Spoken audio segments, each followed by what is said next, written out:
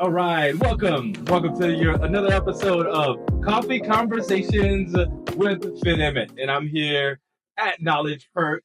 I wore my special Alana McGrind shirt because we're here doing the coffee grind with the coffee grinder himself, Mr. Ryan Sanderson, who's the owner, founder. You know, Can you do it? keep. There's too much to happen. There's too much pressure to recreate it. Anyway, the man. It's all good. What's up? What's up? What's up? All right, so I'm happy to have you on. This is the guy who's behind the whole vision of Knowledge Perk. From what I know, you got started with 2 locations or 1 location. Started when you start with the location. Then you start with the location. Start in the farmer's market. Literally. Oh wow. Yeah. Oh wow. So I can't wait to get into this story. It's gonna be amazing. If you're tuning in, of course, Coffee Conversations with Fit Emmett, we basically lay everything on the table. It's just conversations. We talk about everything from business to lifestyle to family to health to spirituality, just everything. It's more like just a whole bag of, mixed bag of stuff. We mix it all up and we give it to you.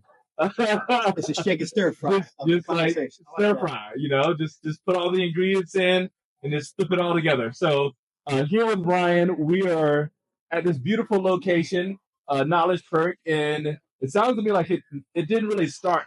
Oh no! As this, I mean, if you can just kind of like take a look at the background, I don't know if you can see. It's a great location. We're here in Rock Hill, South Carolina. I'm guessing this is the home base. It is, right? The home base, flagship. Flagship. It's our flagship location. Business speak, people. That's right. Business speak. Flagship location. Yep. All right, so flagship location, and we didn't really start off that way. So we'll probably get into a little bit of business in this podcast, but maybe talk a little health too, and we'll see where we go. All right. So where did you guys start, or how did Knowledge Perk start with the idea behind it? Yep. Like, what's your passion for coffee, and how did all this come about? Yeah, so kind of cool story. It was actually another gentleman's idea to actually bring a coffee shop to Rock Hill. Okay. And so he kind of approached me about helping with the idea. And we literally started at farmers markets. We didn't have a roastery. We didn't have a building. We didn't have anything. From the very, I'll just give you a little background on me and Ryan. For the very first time, I think I met Ryan and have known Ryan. It's always been a business idea. Yes. It's everything. I eat, sleep, and breathe now. Startups. Yeah. Business. Wow. Yeah. So like our conversation, as soon as we reconnected and started talking, was like business.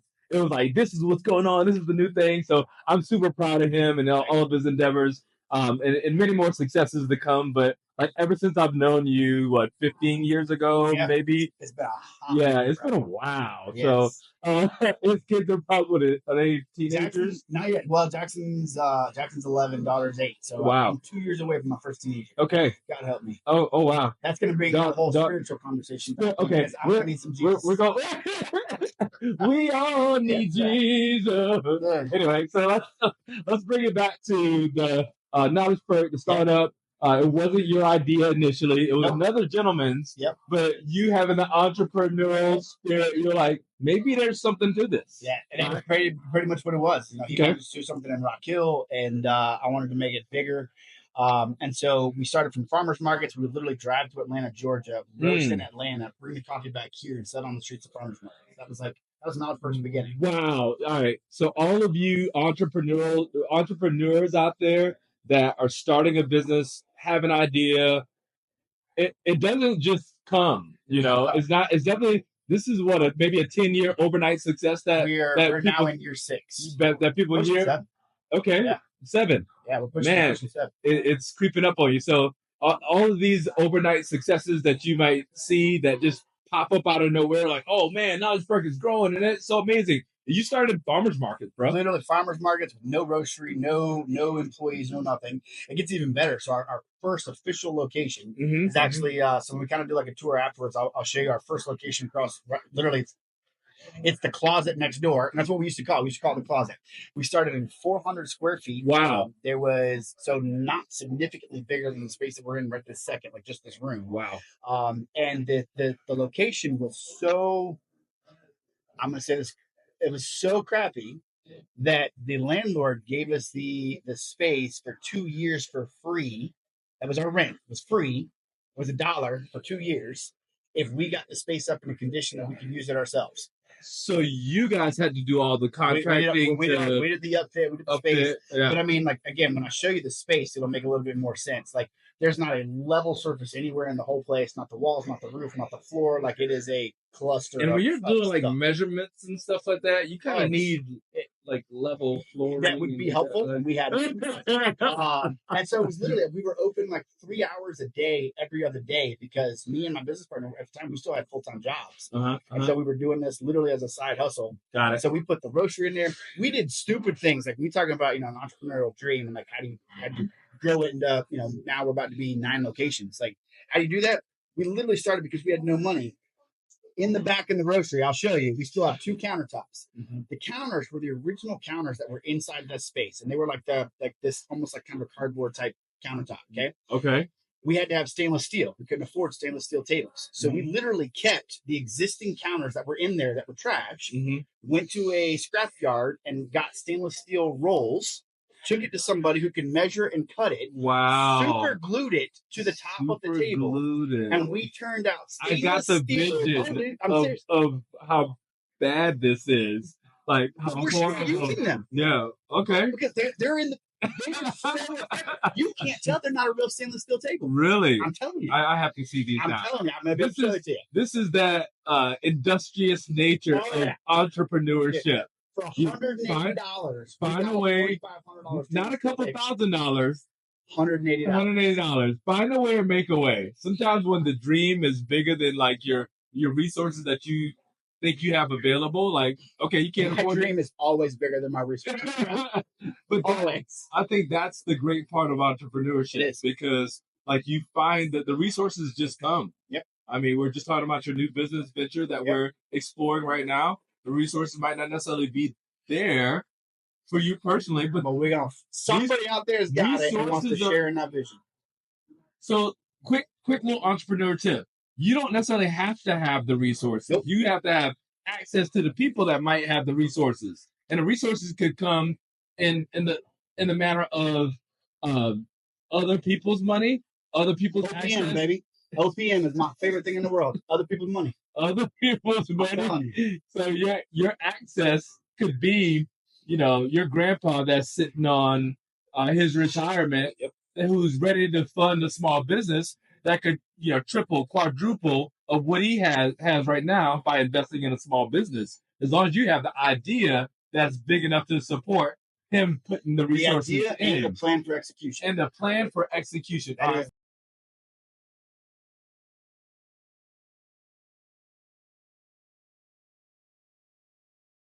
Hey. All right. So we're back for like part 2, round 2 of the meeting with the guy, with the man.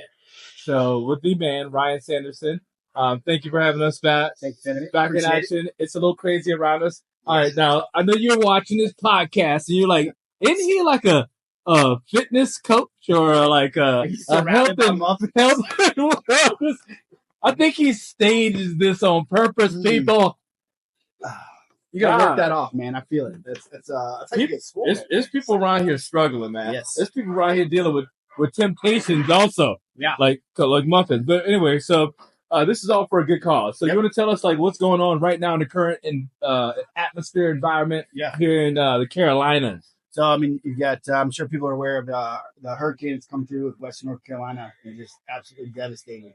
Anywhere from Spartanburg County still missing power all the way up to Asheville, Hendersonville, Burnsville. So obviously, a lot of people are doing relief efforts, and we're fortunate in that we know some people specifically in Burnsville. So we are taking supply drops. So all of this. We've got 2 55-gallon cans of diesel. We're taking a skid steer. We're taking 5 or 6 chainsaws. I like that skid steer. Yep. So we're literally just taking waders, boots, chainsaws, and shovels. Yep. And we're gloves. That. Like, and then the other thing we're taking too. So we're we might need to connect with you guys. We're gonna do a drop. Okay. Me and a couple guys. We're gonna do like one of the posts that everyone's going to. Yep. We're gonna do a drop, and then we're going reconnaissance after that. Yep. Because there's still areas that are Yes, they're still there. They're struggling. So you're going to Burnsville because there's not as much drops happening there. A lot of that's like in downtown Asheville and other places. Okay. And, Yeah. or like outskirts and coming in. We know that like Burnsville's still missing a bunch of stuff. They're almost out of water. They're almost out of gas again.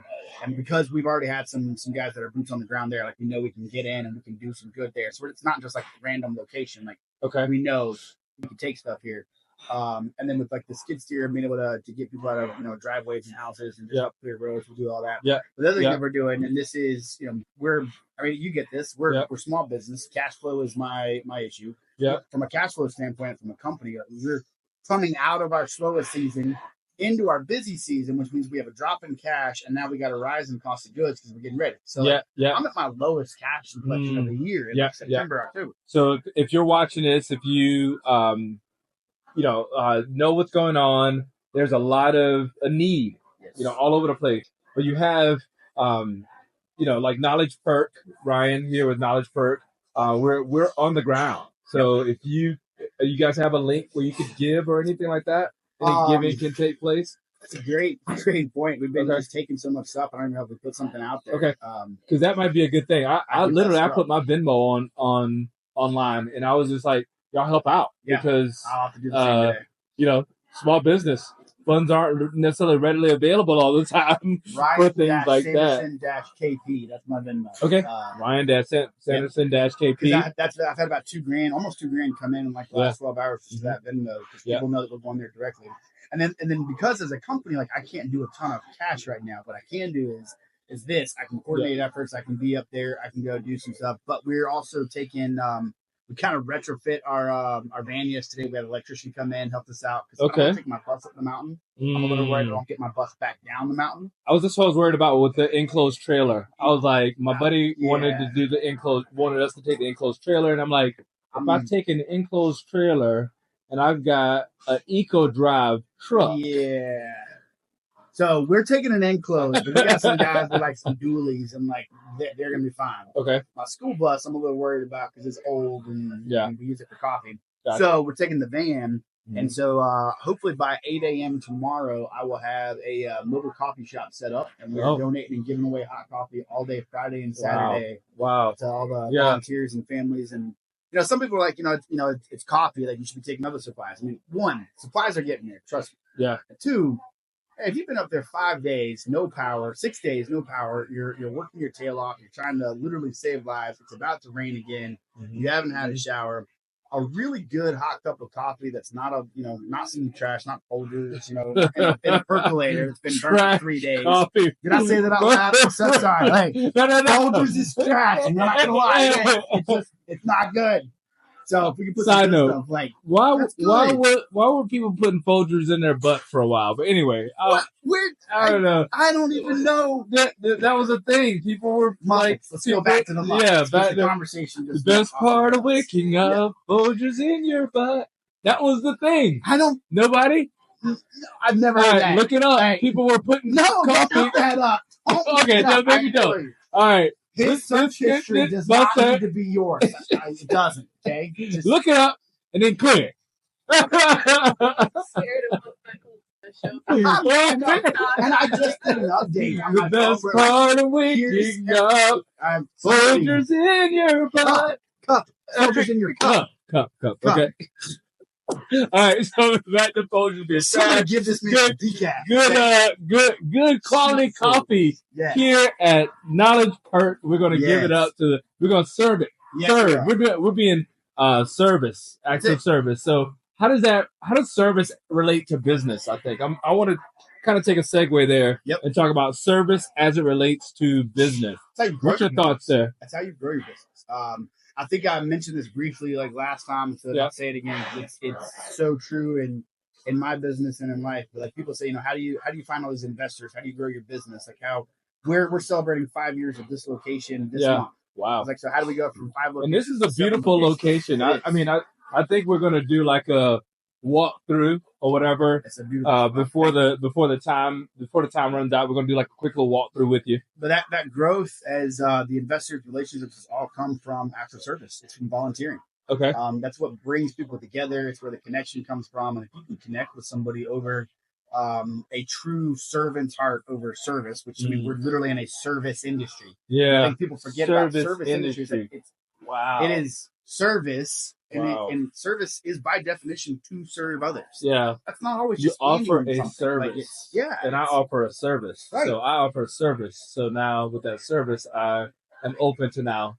You are literally serving others. Wow. And it's that servant's heart, that act of service, that willingness to give, volunteering, or whatever you want to call it.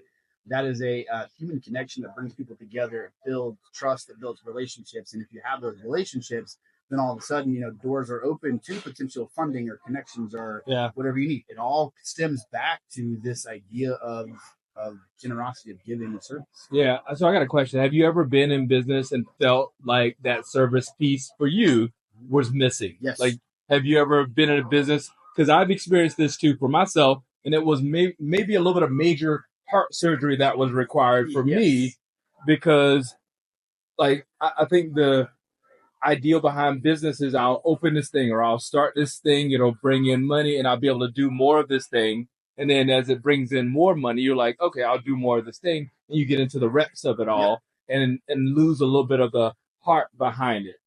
Yeah. Is that true? Like, or help me out. And have you been there before? Yeah. Talk about that. So I'll tell you, like, one of the things that, we're a very, very philanthropic minded company. Okay. And at the same time, and again, this is something people always consider, is like, you want to be philanthropic. You want to, like you said, you want to be able to give and do. And at the same time, you're also building a business. Yeah. You can't be philanthropic off of your top line. You can only be philanthropic off of the bottom line, which means there's got to be something left over for you to be able to give and go do with. Well, if you're philanthropic off the top before you actually have something left over, then you implode and put yourself out of business. But if you're like, for us, we're scaling so quickly. Cash flow is always being burned. We're actually growing faster than we have a bottom line to keep up. So it becomes really difficult to keep that philanthropic mindset when you don't ever have a bottom line left over to be able to give away and do with somebody else. And that's where you get to that repetition that you're talking about, where we intend to do good, and we're putting off that good until we have something to do good with. Wow. But we're growing so fast that we never actually have it. Now, so in that situation, what do we do? Yeah. Is there a way to like build that into percentages somewhat? Because I've messed with different things. I've messed with different ideals, and part of what I try to do is like a certain percentage goes to taxes, a certain percentage goes to expenses, a certain percentage goes to giving, and a certain percentage goes to rebuilding the business. Well, and I think a percentage, I think, is one thing, but I think also a mindset on where that percentage is coming from. Because what I see most people talk about is the percentage is coming from dollars. Yeah. And again, service and generosity, being philanthropic, is more than a dollar. It's more than a dollar. Yeah. It is time, it's effort, it's energy. So, like, for me, this is a good example of something that we can do. So, I mean, you see there's got donations like all around. And this isn't all just like you out of your company. Correct. This is us acting as a conduit for other people to be able to serve and give. And, they may not be able to make it up the mountain. They don't have the ability to go serve coffee and take care of those people. But you have the connections. Be a conduit. Correct. And so that's where the percentage is. I mean, part of I look at it, we've talked about this, like my scheduling standard. It's really hard to get the two of us in the same room at the same time, right? Like, schedule is very busy. A little challenging. Yeah. But that's because my time is one of those percentages. So I don't have a ton of leftover cash flow. Yeah. I operate my time percentage. Yeah. So if that's the case, like, what can I do with my time, and how can I allocate a percentage of that for service that creates a culture of giving in a company that maybe has nothing to do with dollars? But if it is your time and effort and connection, that's huge. That right there, I kind of want to let that sit for a minute. Only reason I know. Long awkward pause. Can we insert long awkward pause right here? But I need it to be a SpongeBob SquarePants. Please long awkward pause. Yes. Man, that's got to sit there for a minute and like soak in. Because giving, philanthropy, this is another thing that I've had a little bit of heart surgery on over the years. Is I've equated my worth to what I could give, my own personal worth to what I could give. Yep. When that giving runs out or runs low, then my value becomes low. Right. When, in essence, time is our most It's the most valuable resource. resource that we have. It's So one thing if you give a person time, you give a cause or an organization or, whatever the relief efforts are, you give time to that. That's giving. And it's giving at a very high level. Because again, very high. I can't get that back. I can go get another job. I can build another company. I can build and amass assets and net worth over and over and over again. Mm-hmm. I never, ever get the opportunity to go backwards in time. Wow. So another SpongeBob moment right there. What's the SpongeBob thing? I don't know. I see the memes on like Instagram and it's like long, awkward pause or whatever. And all I see is like, I feel like we should just take this moment. I feel like we should just take this moment. And you should just like make us older, like make our faces older as we ponder that thought. Oh man, you can't get time back, and most valuable currency resource, and it's time. That's amazing. What's been your biggest insight over the past year? We'll say for yourself. And you growing a business, creating culture, doing all the things, and being involved with investors and on the corporate side, all the things. One of your greatest insights. It's going to help some of our business owners that have an idea. This may be so. This will be specific to me and kind of my journey, but I do think it is applicable to other people. Okay. I've for so long tried to do every single thing by myself, and just put things on your shoulders and just you see how we were. I was about to die. Right. I was not going to let him hit the floor. I was the freaking muffins. That could have been a lamp. Whatever. But it was muffins. Like, no. That could have been an expensive lamp too. So that is a slow motion cutaway. That was like us diving. What? No, for me, it's been reinvesting back into myself, so that I wasn't putting everything on my shoulders. I didn't have a coach for a little while. I didn't have a mentor. It's like I'm a fairly intelligent dude. I've had some success. We've put stuff together. And I realized like I needed to really surround myself with people that were much higher level of business than I was. Mm-hmm. And that I needed to continuously be learning, regardless of what I knew, I could do more. And so I've been very intentional really over the last, especially year, that while I am trying to pour into others and help others and take care of my company and build, I'm also kind of finally refilling my cup a little bit. Okay. Personally, spiritually, emotionally, physically. Yeah. I've worked out more than once in the last month. Like that's big. Like that's huge for me right now. Okay. See? Come on, y'all flex on that one, baby. You got to throw something on that yet. So what brought you to that place though? Was there an event or was there a time where it's usually like for me, it's usually a time where it's really tough. Yes. When I really have to. How when I'm very insightful of you. When I'm drowning with one arm above the water, like, yeah. When I'm like in a raft and just kind of like coasting, I don't realize how rough it is. But like, so for me, it was, and I'll get a little bit personal, but it's okay. I'm kind of open book on social media. That's all right. So I turned 35 this year. And so it was kind of a realization of, knowing my 34, knowing I was coming up on 35, going through a separation, divorce. I got 2 kids, got all that stuff happening. And just kind of a couple of low points of like, holy smokes, like here I am, 34 years old. I got 2 kids, going through a divorce. I don't know where my business is going to end up. I don't know where stuff's going to end up. I don't feel like I had control of stuff or things. And it's like, wait a second. But do we ever have control? No, but we have the illusion of control, which is actually really scary because we feel like we have control. We have that illusion of I'm in charge of this. If I set this thing up, then it kind of like operates. And then usually a great natural disaster that just happened. I mean, we find out that we don't actually have control over jack shit. Just say, 2020. Really, let's see what happened. Oh, right. Like we got a lot of control, people. We're totally under control here. There's been so many things like that. So there's reminders. Yeah. But I think that for me was like, okay, wait a second. One, I do have a lot to be grateful for, and I have been able to accomplish some things with a lot of people around me.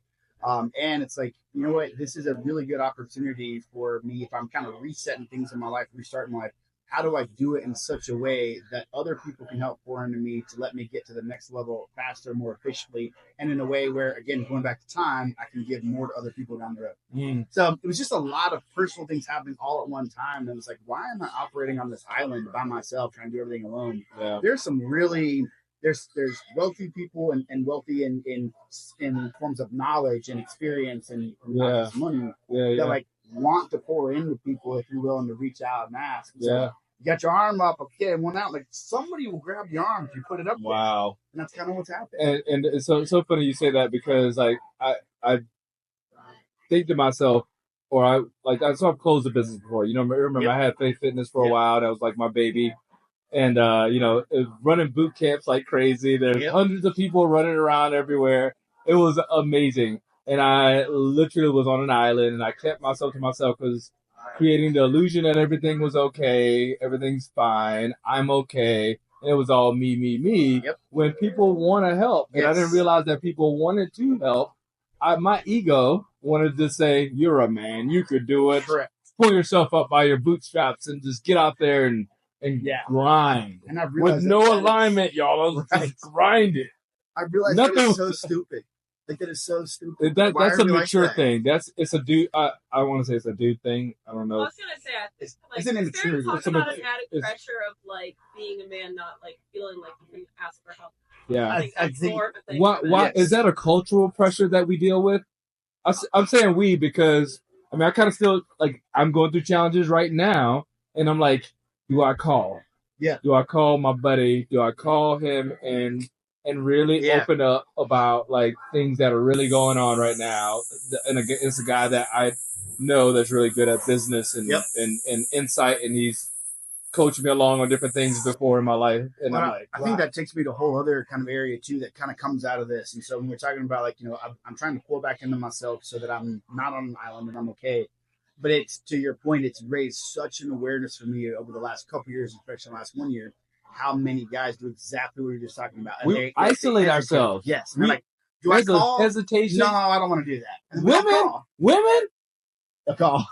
I'm sorry if I offended any ladies out there that don't does it, but don't I think do there's this. another pressure of men to like agree. hide emotion and not like, hide the struggle more. And what I have noticed, push everything down. Yep. Well, what I've noticed, and so I've got a huge effort over this last year to build this kind of men's retreat. So I've done it 3 years in a row here, where I bring guys in, I take care of them. They can do. I mean, I bring in a casino and food and stuff, and it's a day for guys to like dress up and just like be men with no pressures, no networking. I take your cell phones. You're not allowed to have a cell phone. Like you're required. You literally do not get into my event. Going. Text me. Text me right now. So he said I would do it. Text me right now, Ryan. Well, she can edit this. I'll take it out because this guy's busy, people. His text might get a heart and nothing else later. Calling me out with love. So this year, and I pushed it to May, so it's going to be in May. And that's what I'm going to send. I'm going to send a link to my event. Are we in the woods and are we in tents? Because if we're in the woods and tent, nope, I'm not coming. Nope, it's a 1 day retreat. I know. Here you try to be like a man. No, I like the wilderness retreat. No, seriously, I think that's ideal for. To be detached from these things right here. So this men's retreat, men's group. Yep. You're going to have the casino and this one I'm going to do wilderness. You said wilderness. Well, so this one was a little bit different. This was actually going to happen at Camp Canaan. Okay. Camp Canaan's got a relief fund too now, right? They need to Camp Canaan, Rock Hill, South Carolina. Yep. Google it. They're taking donations right now to help out with their relief efforts. Because the river, they do a lot of good in the community. Yep. So the goal is that we're going to do this in May, and the reason why is because we were just talking about like guys have this added pressure, and one of the things that I've noticed is that a lot of the things that like guys do, they maybe do in really small groups of 1 or 2 people. They don't do bigger things, and the bigger events that they go to aren't really for them. It's about networking for the company, networking, personal development, professional development with the company, with a lot of guys that don't have a genuine interest in you. Right. And so it's just not the same. Like there's still a pressure there to do and say whatever. So I put together an event with a couple of the guys, and it's going to be an all day long event. And so I'm going to feed you breakfast, lunch, dinner. I'm going to have activities. I'm going to have some breakout sessions. Same thing. You're not allowed to have your cell phone. Like, I like at one eggs. point during the day, there's going to be a ton of eggs. I'll have 18 You heard for him. you. I'm glad we documented. 5 dozen eggs. Okay. Gaston, the size of the barge. Put them up there. It'll be fine. I got you. Gaston. Yeah. He's got kids. Tell me what I'm talking about. Right there. Living a dad life. That's I it. love it. That's it. I'm thankful for that. Living a dad So yeah, life. I think I want a day where guys can meet other people, not have their cell phone, Not present. work pressure either. Yeah, like no. the professional development. My rules for my You- last 3 gentlemen's nights, I had 3 rules: no cell phones, no politics, no work. That was it.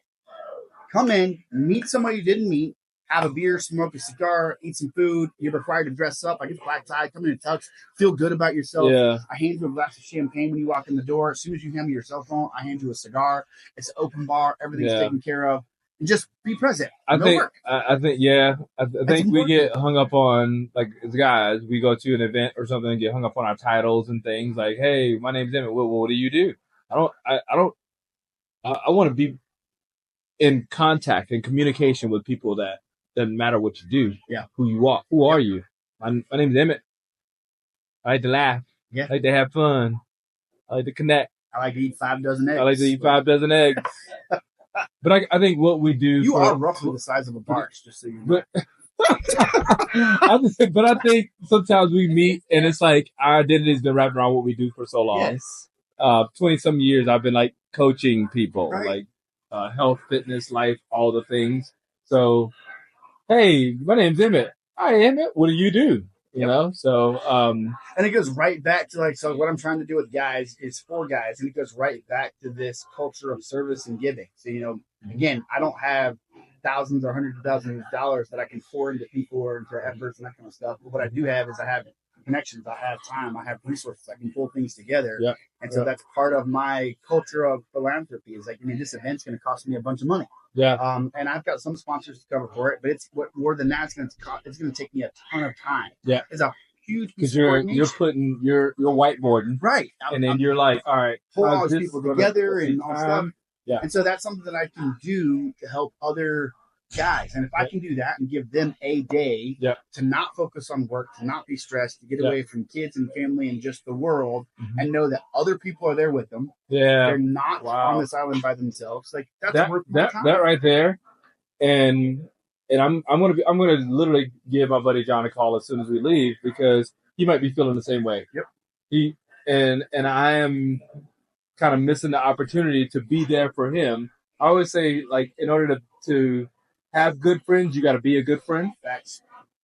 And when I was closing Faith Fitness, it was me not calling people, but I was doing them a disservice. I was doing myself a disservice because I wasn't necessarily being a good friend, trying to hide. I was doing a lot of hiding, I get that. lot of hiding. But when you come out of hiding and you become vulnerable, you cry in front of your buddies, your bros, your real. Because if they're not a real bro, they might look at you and be like, "You good?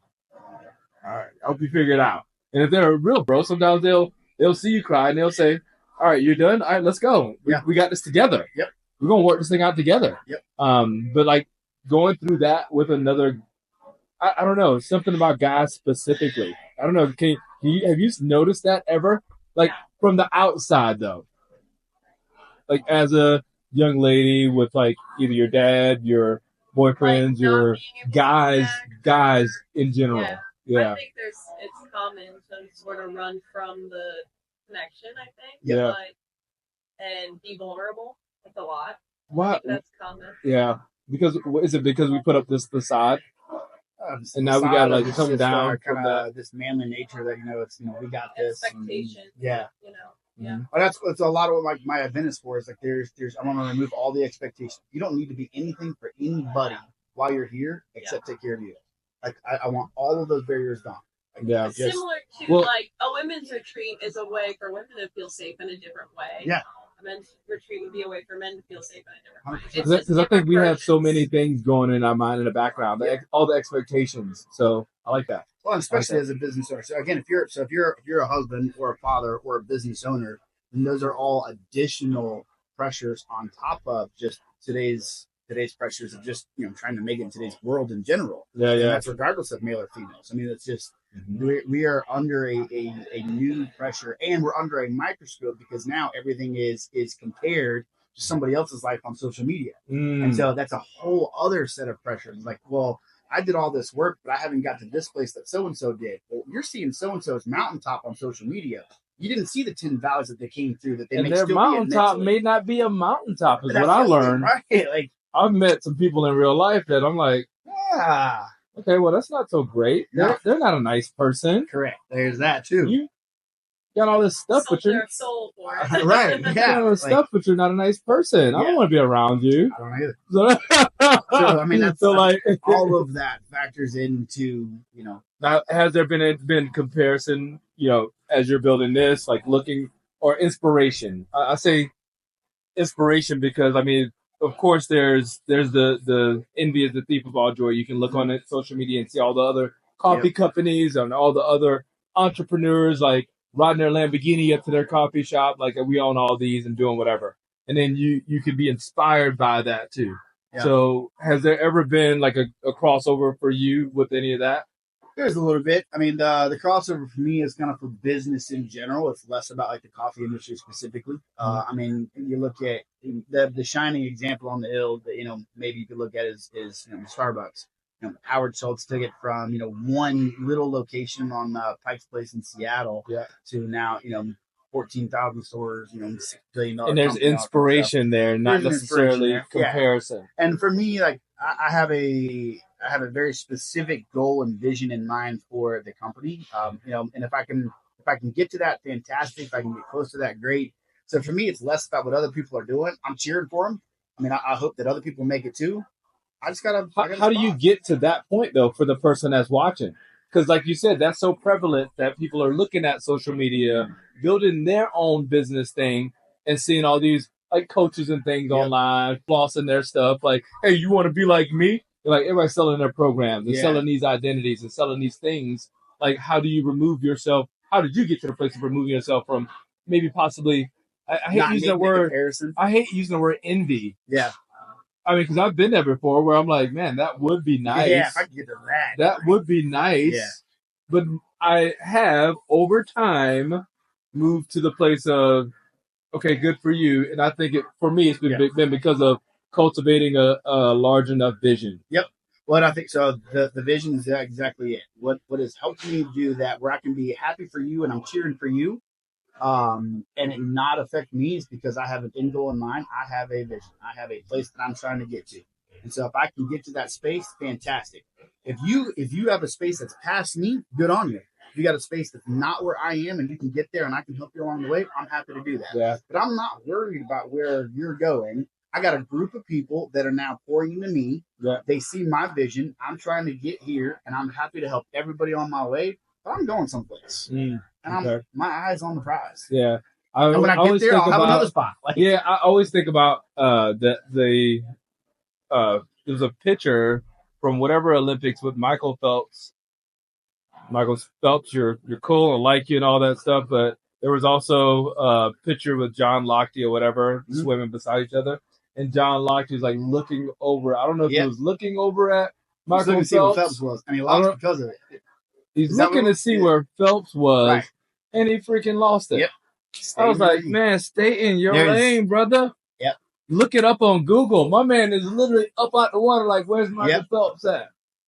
Worried about somebody else and missed his prize. That split second, like so. That right there, that's my favorite thing. Competing with yourself. Myself. Yeah.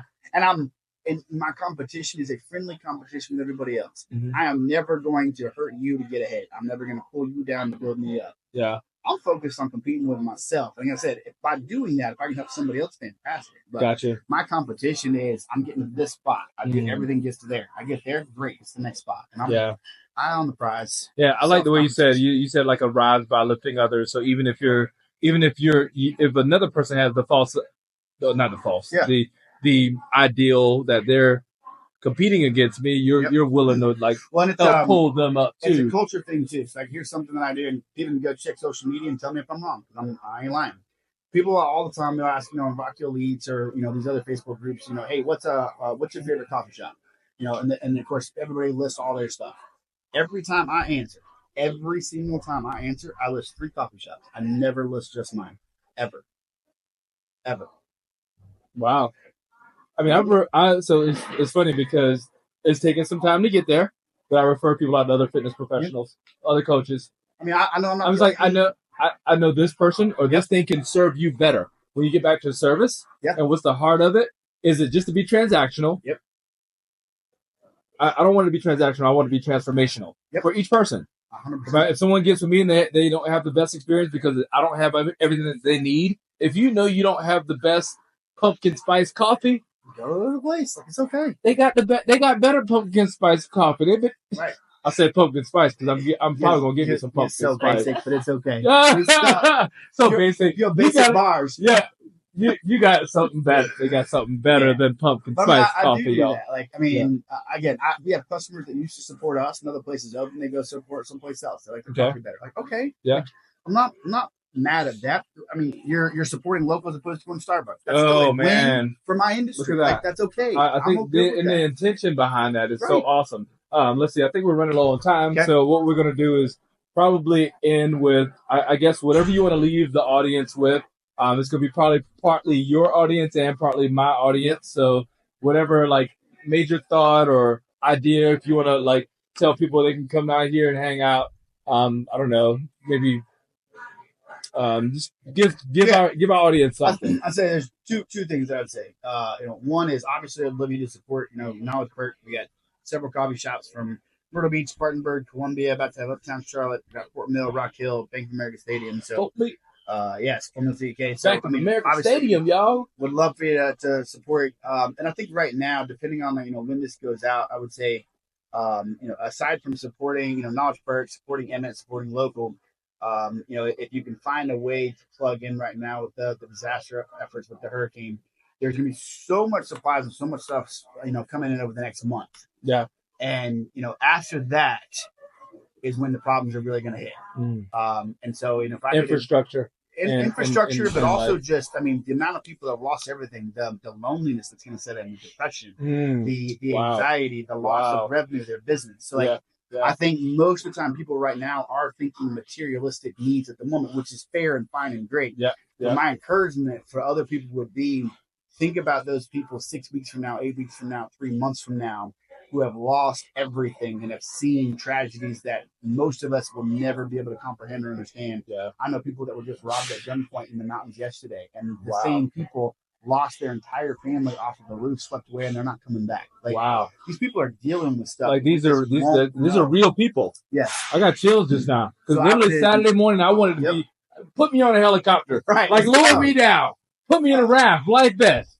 And my wife said, "Chill out, dude." So my wife was like, "Yo, you can't even swim."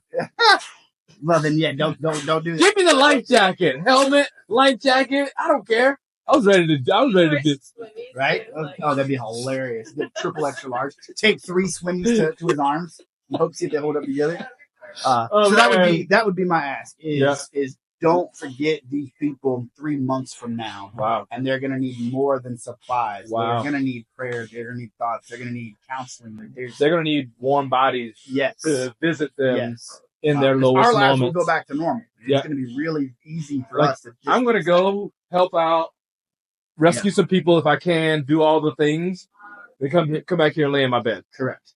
And that's where they're going to be in a shelter. They're going to be sheltered every day. If they can even get in a shelter. If they can get in a shelter. That would be my ask. Is think about those people 3 months from now. Right now, they got all the love and support coming in. And 3 months from now, it's going to be a really dark place for a lot of people that have nothing. All right. Well, Ryan, it's been a pleasure, my friend. Thank you for your time. It's been really great for me to talk about some things that most business owners deal with, and it's been insightful for me, and I hope it has been for the audience as well. Like, comment, share, do all the things, get it out. Ryan's doing great things. Knowledge Perk's doing great things, but support local business, support other local businesses. All right, and disaster relief if you can.